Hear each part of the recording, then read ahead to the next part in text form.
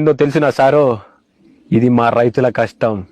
ఈ కష్టాన్ని నా నుంచి ఎవ్వరు వేరు చేయలేరు సారో.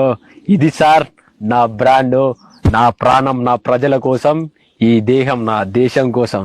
ఈ అవ్వ తగ్గేదేలా. నవ్వు ఆపుకుంటున్నావు కదరా.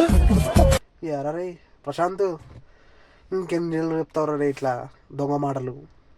ఇంకెన్ని రోజుల రైతు బిడ్డ అంటివి, ఎంజీ కారు కొంటివి, బంగారం కొంటివి, డబ్బులు వచ్చినవి దెంగిపోతివి.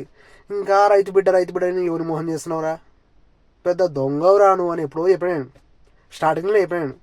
అన్నా రైతు బిడ్డనా అన్నావు. ఇప్పుడు ఆ డబ్బులు వచ్చినాయి, ఆ కారు కొనే బదులు నీ పక్కన ఉన్న పొలంకి ఏమనుకున్నా డబ్బులు ఇస్తాడు, మంచి బాగుపడతారు కదరా. ఆహా, నువ్వు గుదవాలో బలవాలే బాగా, కారు కూడా అన్నీ కొనాలే. మళ్ళా రైతు బిడ్డనన్నా అన్నా, నేనన్నా రైతు బిడ్డనన్నా లంగా బడహావు.